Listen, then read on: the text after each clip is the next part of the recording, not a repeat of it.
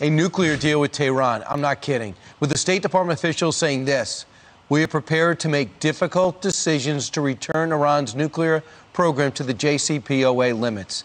That could include lifting the terrorist designation of Iran's Islamic Revolutionary Guard Corps. We killed their leader a couple of years ago. Let's ask member of the Homeland Security Committee, Florida Congresswoman Cammack, for her opinion. Congresswoman, can you do anything to stop this? Do you know any details of what's taking place in Geneva? Well, and here's the thing. You've got Russia as the mediator putting this deal together on behalf of Iran and the United States. We're not in the room. We are not in the room. And not only does Russia get a big fat contract from Iran out of this deal to build nuclear reactors, but we are left behind in this entire deal. Listen, this is a unilateral deal being put together by this administration. The maximum pressure campaign that President Trump put on the table, that he put out, cut the GDP of Iran in half.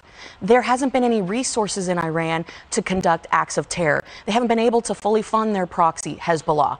But this is going to absolutely put a surge of money into Iran, which then will up the terrorist attacks around the world. But they will say, what Democrats will say to you is, we have no choice. If we don't do this, they're going to have a nuclear weapon.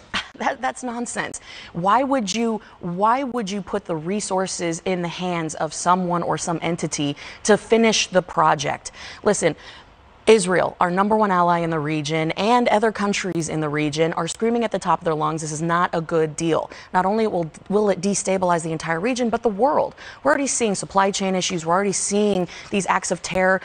They took credit for a ballistic attack on our consulate in Iraq 3 weeks ago. Why would we come to the table? This is unilateral action by a president who is desperate for a win. That's why he's doing this. Congresswoman, is there anything you can do to stop it? I mean, since when can presidents go and cut deals with other countries with Congress being dealt out?